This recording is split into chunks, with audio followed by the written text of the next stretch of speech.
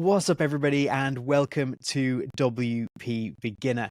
Today, we're talking to an incredible developer about his WordPress journey and essentially how he's got to the point he's at and how you can try and follow in his footsteps. And I am today talking to the lovely Zac McDonald. Zac, thank you very much for joining me. How are you doing today? Pretty good. Thanks for having me. No, you are very welcome. I appreciate your time, especially over the holiday period here. And now, obviously, I want to build you up, give you the big introduction, but I think the best way to do that is if you can tell me and anybody listening or reading a little bit about yourself, kind of what is it that you do as a developer, and also just a little bit about yourself. What would you like us to know? Sure. I'm a WordPress developer, and that means I build, maintain, and troubleshoot WordPress websites. And I've been working with WordPress for, I think, about 18, 19 years now. So almost since the beginning. And I really enjoy it. And I just enjoy the technical problem solving that I get to do dealing with WordPress. Is that a lot of your job? Is that problem solving aspect of it, like working out exactly how to get from point A to point B, or the little niggles in the middle? Yeah, a lot of it is just somebody brings me a problem that they need to solve. Their site doesn't do A, and they've already gone through XYZ, and they don't know why they can't get it to do A, so they come to me. Obviously, there's also just build me a site and there's no problems, so there's that too. So is that a little bit easier, the kind of build me a site question, because then there's no problem, you can just go ahead and build that? It's a lot more straightforward, build me a site, but I like working through problems, so I kind of enjoy when somebody brings me a problem and I have to learn something and figure out why they have the issue they have. So I obviously have a few things that I want to dive into with you, but obviously, just from you mentioning this, why do you use why WordPress? What appealed to you about WordPress to actually do this? Because obviously you've got these things that you love to do. So you love to build websites, you love to solve problems, but why choose WordPress as the platform that you decide to do that with? I mean, I think I just kind of stumbled upon WordPress, like I said, years and years ago.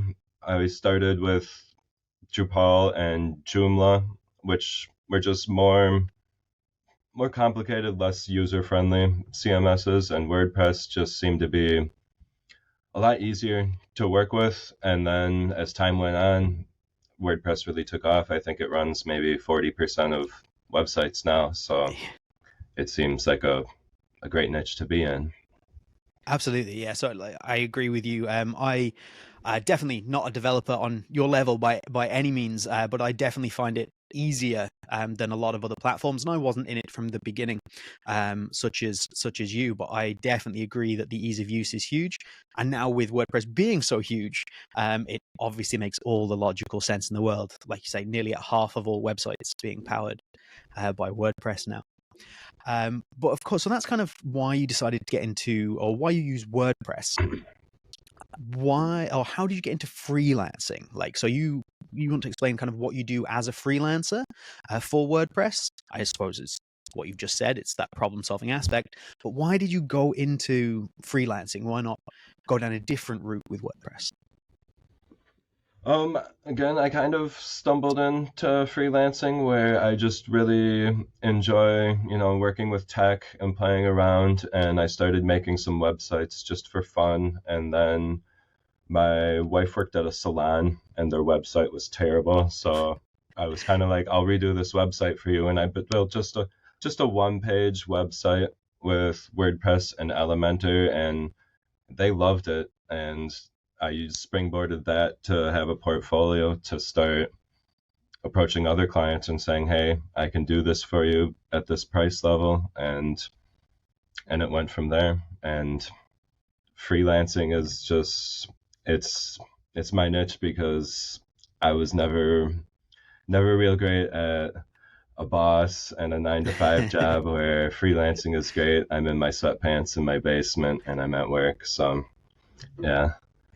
I do know that feeling. I am obviously not freelancing, but I get that. I work in this is essentially my garage. Yep. This is where I work, and I absolutely love that. And I did a similar thing with videos and podcasts and things like that. I kind of fell into it, Yeah. and sometimes that's the best way for it to happen. Would you say that that is a good route for people who don't want to accidentally fall into things like us? Would you say that it's a good route to go down in kind of maybe trying to find a few small projects that you can do to build up a portfolio? Is that a good place to start if you want to go into freelancing? Yeah, definitely. If you're starting out, it's all about getting just those first few projects where you have a portfolio and you can prove, hey, I've done this and been successful at it, and then move on from there. Like I said, the first website, I didn't even ask for money. I just did it for fun to build the website and to see if I could do it and if people would like what I built. And then from there, I have something in my portfolio that I can say I built and move on from there. Amazing. And I think it's important you say that you kind of did it for fun. Like if you have a passion for something and you actually genuinely enjoy it, I always think that shows through in the end result. But obviously, I'm assuming that most people listening to this and reading it are doing this because they have a passion for it, something they genuinely are excited about. So what I want to know now is kind of what other skills, other than having a passion for it, would you say that people need to have? So you've obviously learned over time what things really kind of make or break projects or relationships with clients. Is it communication, the proposal, just simply the end product? What do people need to be able to succeed? Yeah, I think, like you said, communication is really the number one thing. If you're not a good communicator, then freelancing is not the business for you. You need a boss pushing you in the right direction and telling you where to go and what to do. But communication and honesty with your clients is just the number one thing. If you know how to solve their problem and you tell them you know how to solve it and then you solve it, that's all anybody wants. If you don't know how to solve it, just tell them that, and then either they'll say, do you think you can figure it out? Or they'll move on and find the right guy for their problem. So I think that's the number one thing, is just being honest and communicating openly with your clients. And then from there, if you have the right tools, you're gonna find some clients and solve their problems and build up that profile.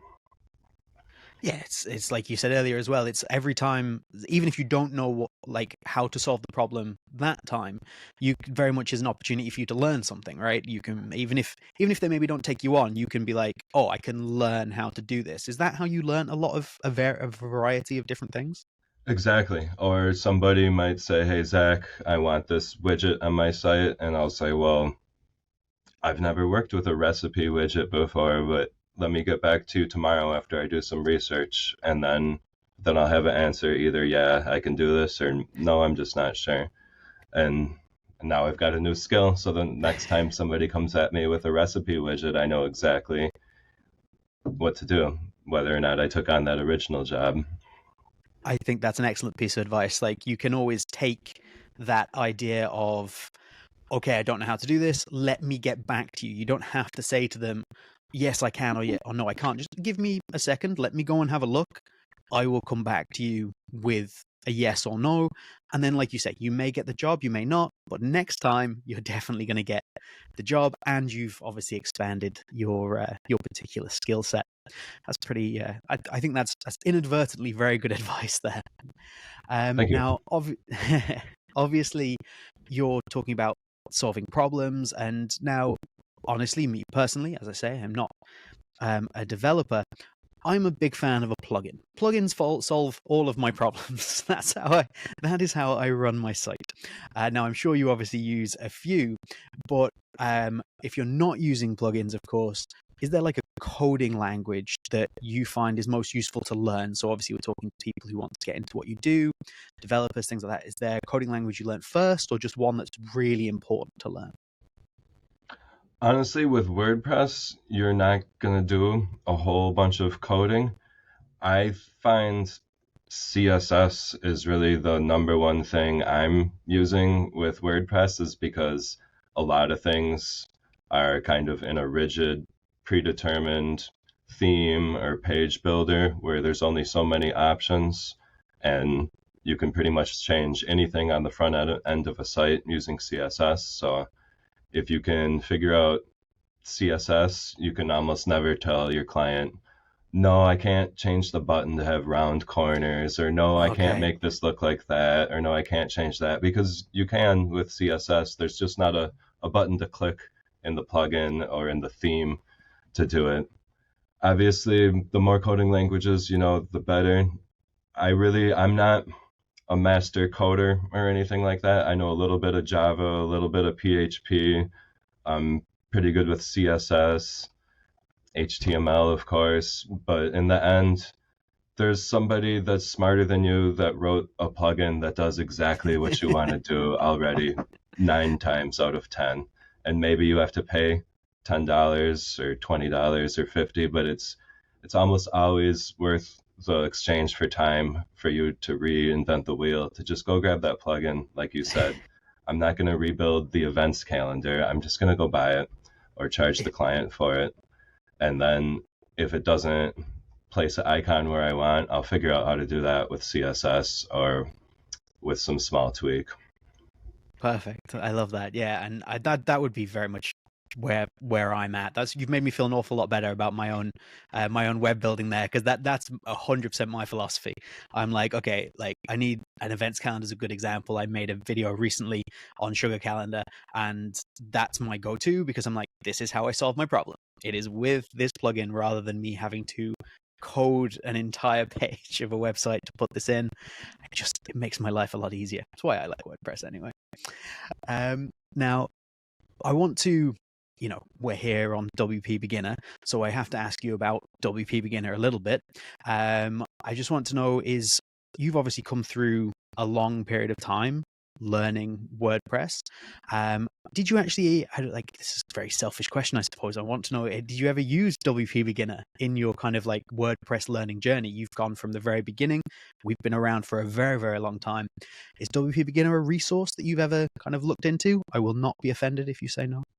Yeah, I've definitely stumbled on the site. I mean, probably dozens of times doing either, ChatGPT or Google searches. I can't say a particular instance, but, searching how to exclude pages from WordPress search or something like that. WP Beginner is always in like the top 5 of the answers. So I've definitely used it as a resource many times. I like how when you find a page on there, it usually gives you method 1, method 2, method 3. So if I don't want to use a plugin, it might give me some code to punch in there to accomplish my task. But yeah, I've definitely wound up on the site many times over the last 10, 15 years. Which either means that we're a really great resource or we've got really good SEO. It's one of the other. A little bit of both. A little bit of column A, but a little bit of column B. Yeah, absolutely.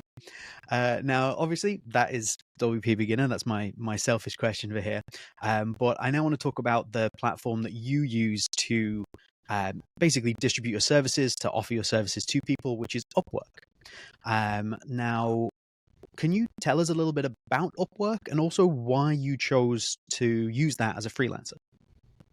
Upwork is essentially a job board where people post their jobs, and then freelancers can apply to them, and then the clients can choose if they want to speak to the freelancers and bring them on board for the job or not.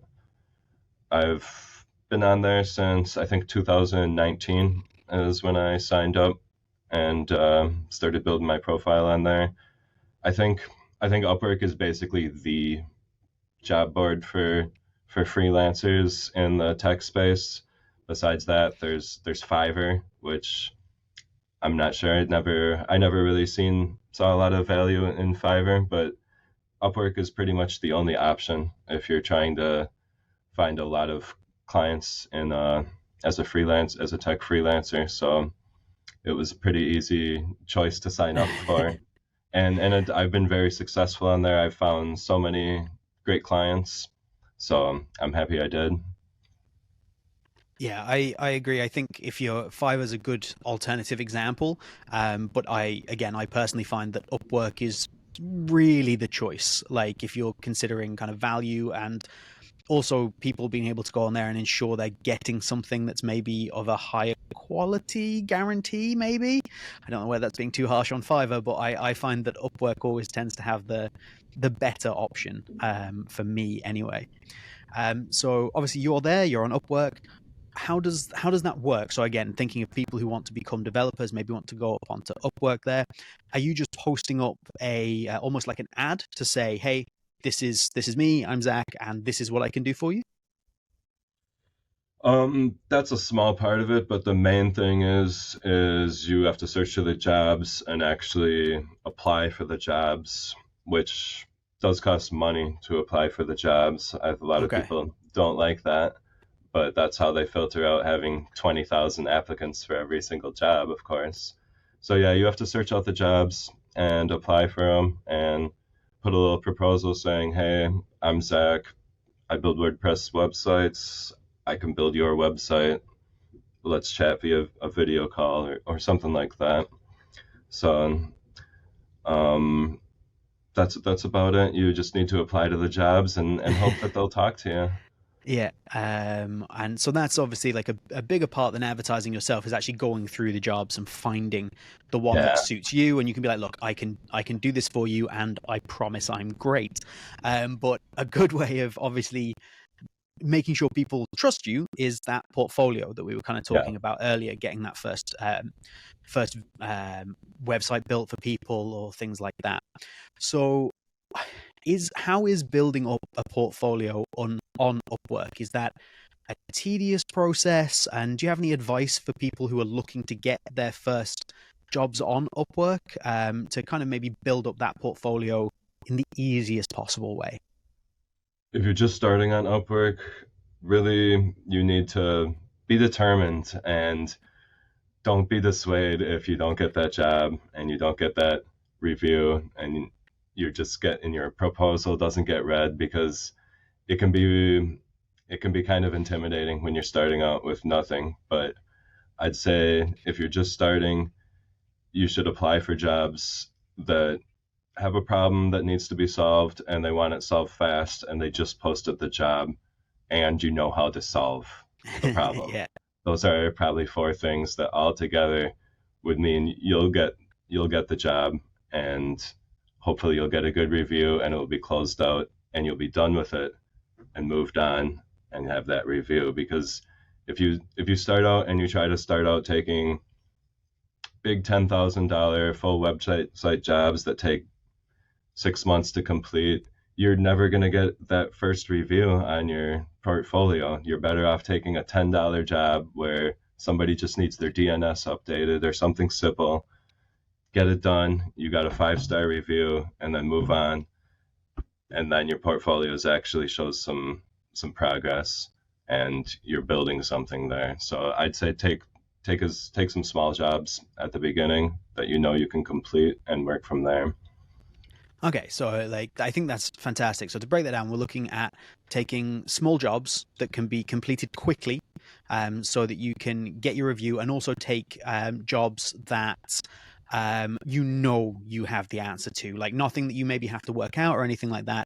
Something you know you can fix that needs to be done quickly and has also been posted quickly recently. You said so that you can almost be. I'm assuming that so you can be the first person in there to be like, hey, I can fix this for you. I'll have it done in, like you say, updating DNS settings. I can have this done in a day for you, and Exactly. it's done. So that would be like kind of like your overarching. I think that's really great advice for people who are new to Upwork. I'm assuming that's what you did when you first started as well.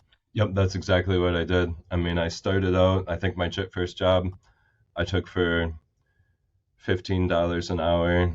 And one job I built this guy a real quick 4-page full website for like electronic business that he had for like 50, $100. Super cheap. But I got it done in less than a day, and I got my review and he loved what he got. And then the next client can see that. And then just slowly, every job I would just raise my price a little bit and then have better reviews for the next job and so Yeah, on. that was going to be my next question is with regards to pricing, of course, like at the beginning, you are at the bottom end of the price spectrum. You have to be. You don't have any reviews on there. You need to build up your portfolio, your credibility.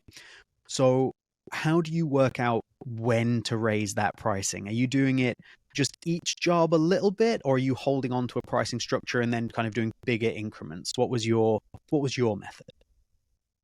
Um, like I said, I started out real cheap because I just wanted to get those jobs and those reviews. So I started out down at like $15 an hour on my first job. And then basically every job or every few jobs, I'd raise my rate a little bit. So people can see, all right, this guy's completed jobs at $20 an hour. Sure, I'll hire him at 25. This guy's completed jobs at 25. Sure, I'll hire him at 40. Yeah. And right now, my latest job I got was at $150 an hour. So I've just climbed all the way up there. And I find if, like, when I was at $60 an hour, I was getting so booked. I was so busy. So I raised my rates up a little bit, to 80 or 85. And then maybe I don't get quite as many interviews or quite as many jobs, but if I'm getting 70% as much work at, at 80, that's more money than Absolutely 100% work at 50 or 60. So yeah, that's how I do it. If I'm getting real busy, maybe I raise my rates for my next clients. I generally don't raise rates on ongoing clients. If they're a great client and I like them and we've agreed to a contract, I generally just stick with that. I mean, after a couple of years, maybe I'll say, hey, my rate's gone up. Do you want to come up to my new rate and work with me? But usually I raise my rates just by getting new clients at a higher rate. Okay, that's great advice as well. Like, so that's how and I suppose it's important to have those existing clients are more consistent work as well. So to like maintain those at $50 an hour, for example, rather than maybe losing them by pushing to 80 is a more logical thing to do as well. And you keeping them happy. And it's nice to have relationships with people where you know what they want, you know what kind of thing they want, and you might have even built their initial site. So you know that inside out and backwards. Surely that's got to be an advantage as well. Exactly. And they're often a source of leads from their contacts. So you don't want to burn those bridges. Don't burn one the bridges. last thing would be if a client's a real pain, then maybe I'm raising my rate on them to whatever number makes it not be a pain. I've done that before a couple times. I think that's a good way to you can offset the pain with, well, at least this is $150 an hour. Exactly. That's a good. Exactly. I like that. So that's great. And I want to touch again on Upwork and what you've done. So I was snooping around your Upwork as you do before I was speaking to you. Now you have over 150 jobs with 100% job success rate. So like, I think I want to throw that out there to let people know basically that you're great and be like, that is quite an incredible thing to do. But I want to, again, try and get information out to people who potentially want to follow this path. 100% job success with over 150 jobs. Is there like a secret to the client satisfaction, or is it literally just deliver on time? I mean, like you said, I think it's just deliver on time and honesty and transparency. If you're not able to solve their problem, let them know, and they'll be open to that, and they'll just move on to the next guy who can solve their problem, and that's about it, I think. And just don't take jobs that you maybe can't complete, because then you're going to put yourself in a difficult situation. Yeah, and I try to overestimate on time and then deliver well within that time. So if I think a website is going to take me 2 weeks to build, I might estimate a month for the client. And then when I do deliver in 2 weeks, great, and they're happy. And if it goes over because of whatever, then hopefully I'm still within that month that I predicted for him. So I try to I do couldn't that agree more with to that one. set Whenever the I'm right doing work, expectations. yeah, whenever I'm doing work for people, like tell them a month, deliver in 2 weeks, they are blown away, and you've given yourself a little buffer. Don't tell them you'll get it done in 3 days, and then a week later be like, oh, I'm sorry, it's late. When you could have told them a week, 2 weeks to start with, and they would have been happy with that. Exactly. So we're just coming towards the end. I have a couple more questions that I want to just run by you. We've obviously established that you have an awful lot of skills, experience, and expertise. But are there any tools in particular that you like to use in your work? Is there kind of like some go-to plugins, or even just some physical tools, just something that really works for you, that if somebody came to you and were like, I want to be a developer and I either want to start building websites, okay, I would use this tool, or I want to be a developer, and you might be like, oh, you want this keyboard. I don't know. What would you recommend from somebody who's trying to get to it? I definitely don't have any physical tools to recommend. I think I'm on a 25, 30-year-old keyboard and mouse combo here. I think learning whatever the new tech is important, I think, which I've been trying to do, keeping up with AI. I think I got behind a little bit as AI just surged out there. But in the last year, I've really been I've been learning how to generate images with AI, and playing with ChatGPT and learning how to generate text blocks that might be relevant, which actually gives me a lot of new tools where clients used to say, what do you do? And I say, I'm the guy who builds your site. I'm not going to do any images. I'm not going to write you any copy. But I can actually do that now with ChatGPT, as long as I'm open and transparent and say, I'm going to generate you an image with AI, or I'm going to write a paragraph with AI, which they're going to know in the end anyway. Yeah. So I think staying up with whatever the new tech, the new tools are is really helpful as far as any freelance business, but especially within WordPress, where if you need some code, you can prompt whatever AI for it, and it's going to spit out 99% working code for Absolutely. whatever you're trying to add in to your site. So I think those would be the main things. Is really just the AI tools is the number one thing, I think.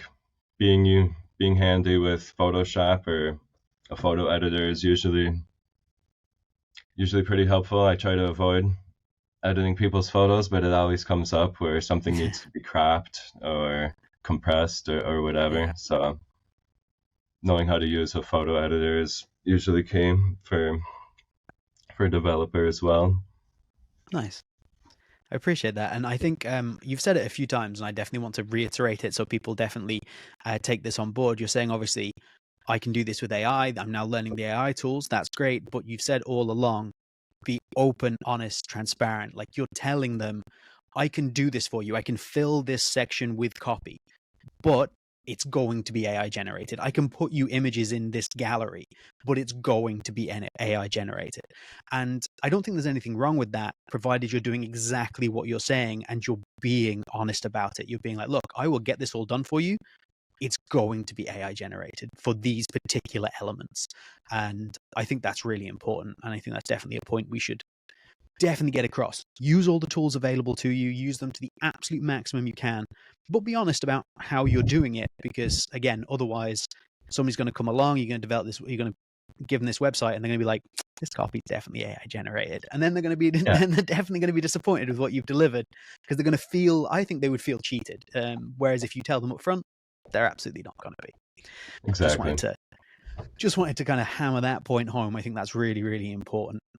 So I'm just going to move on to my last question for you. Again, thank you so much for your time and for joining me today.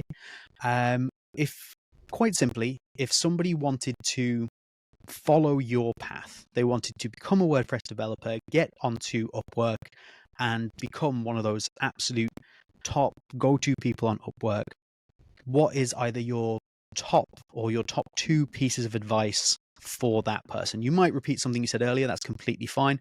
I just want to maybe get a key little snippet, something that I can definitely clip out and put on social media of what you're saying is the key thing for people to do if they want to follow your path. I think the key thing is to always be learning something new, always be open to learning something, because there's always new stuff with WordPress. There's always going to be something that you know that somebody else doesn't know, and vice versa. Somebody else knows something you don't know.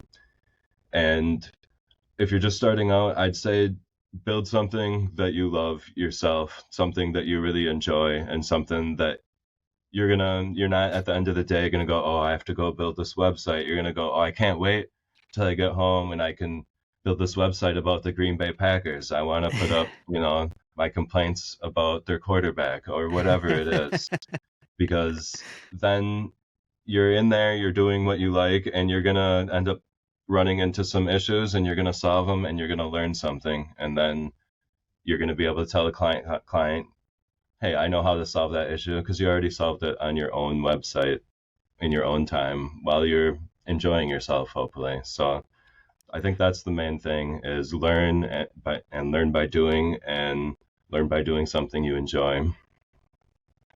Nice. I love that. I would have to make a website on the Carolina Panthers and I'd have plenty to complain about. Yeah, that would be a good site. Thank you very much, Zach. I really appreciate your time today. That's all the questions that I have for you. Thank you for joining me, and I hope that anybody watching has managed to pick up some useful bits of information from Zach. You're going to be able to pick up a version of this particular podcast interview on the WP Beginner website if you want to head over there and read it, check out some individual elements. And if you want to find Zach, you can do so on Upwork. Is there like a link or somewhere where people can find you, Zach, if they do want to come across you on Upwork or anywhere else? Oh, gee, I don't know what my Upwork link is, but if you just search Zac McDonald Upwork, you'll find me. Or there we go. My website is just zacmcdonald.com, ZACMCDONALD.com. We will link them. I will link them down in the top Awesome. pin comment and in the description. And again, if you're looking to get this reading, we will link them there as well. So if you want to find Zach, you absolutely can do. Once again, Zach, thank you very much for joining me. And that's all from me here today. Have a good one, everybody. And we'll see you soon. Thank you.